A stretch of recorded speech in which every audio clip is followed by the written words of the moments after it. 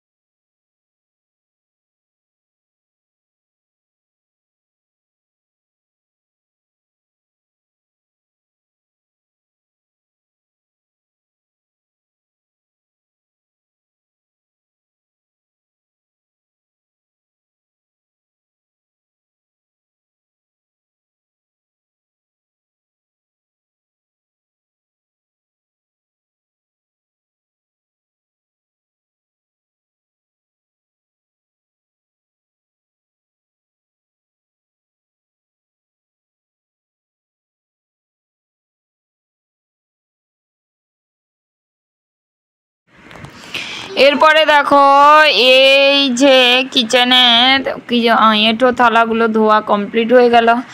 এরপরে আমি ভাবছি যেহেতু 2 দিন থেকে শরীরটা ভালো ছিল না, তো বাড়ি তো পরিষ্কার ঝুলটুল ঝরা হয়ে গেছিলো, কিন্তু কিচেনের যে মশলা ডিবাগুলো সাফ হচ্ছিল না, পরিষ্কার করাই হয়নি। তো আজকে ভাবলাম সময় পেয়েছি, সকাল সকাল যেহেতু উঠে পড়েছি, এখন 7টাও বাজেনি, তো আমি তাড়াতাড়ি করে কিচেনটা পরিষ্কার করে নিলে তারপরে চান্দান কাপড় ধোয়া এটা ওটা করতে আমাকে সময় লাগবে।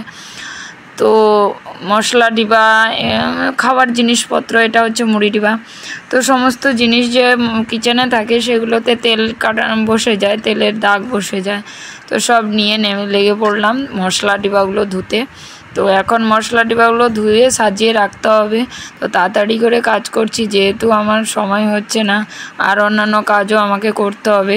তো সব প্রায় মশলা ডিবাগুলো প্রায় ধোয়া কমপ্লিট, এরপরে সাজিয়ে রাখার পালা, তো সাজিয়ে দিলাম কিচেনে।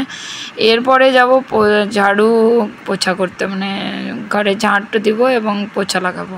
তো ঝাঁট তো হয়েই গেছে, পোছাটাও লাগিয়ে নিলাম। এরপরে চান্দান হবে, কাপড় ধোয়া হবে, এরপরে এখান থেকে সোজা যাব 3 তলায় নিচে করলাম ঝাড়ু পোছা, থালা ধোয়া, যা কাজ ছিল সকাল থেকে উঠে হয়ে গেল, বাইরেও ধোয়া হয়ে গেছে।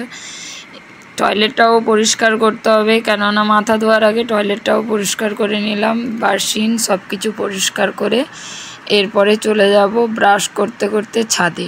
তো পুরো ব্লগ ভিডিওটা দেখতে থাকো, তোমাদের ভিডিওটা কেমন লাগলো কমেন্টে অবশ্যই জানিও, পুরো দেখলে তবে গিয়ে বুঝতে পারবে। আজকে তোমাদের আমি সবসময় ডেলি রুটিনটা শেয়ার তো করতেই পারি না, আর অ্যাকচুয়ালি না করার ভিউ হচ্ছে না, তো ভালোই লাগে না। তো অবশ্যই তোমরা প্লিজ একটু ভিডিওটা পুরোটা দেখো, এবং ডেলি রুটিন অনুযায়ী যদি তোমাদের ভিডিওগুলো ভালো লাগে অবশ্যই আমি আরও ভালোভাবে ভিডিও দেওয়ার চেষ্টা করব। তো ব্লগ ভিডিওটা স্কিপ করো না, পুরোটাই দেখো, সবাইকে অনুরোধ থাকলো। এরপরে দেখো নিচের কাজ কমপ্লিট না হতে হতে ছাদে যাওয়া হবে। ছাদে অনেক কাপড় ছিল, ব্রাশটা নিয়ে বরমশাইও চলে গেছে কাপড় চোপড় নিয়ে, আমিও চলে গেলাম ছাদে। আর আমি এতক্ষণ ছিলাম এই জন্য ট্যাঙ্কিটা ভরার জন্য। তো উপরে এসে গিয়ে দেখি দেখো সব কাপড় ধুয়ে একদম টাঙিয়ে দিয়েছে। আমিও তো সেখানে নিচে কাজ করছি, কাজ করতে করতে এসে দেখি সব ধুয়ে টাঙানোই হয়ে গেছে প্রায়। এরপরে চান্দান হবে, দেখেছ ধুয়ে একদম মুছে পরিষ্কার চান্দান হয়ে চলে এলাম, এসে পুজোয় লেগে পড়লাম। তো ব্লগ ভিডিওটা কেমন লাগলো তোমরা কমেন্টে অবশ্যই জানিও, ভালো লাগলে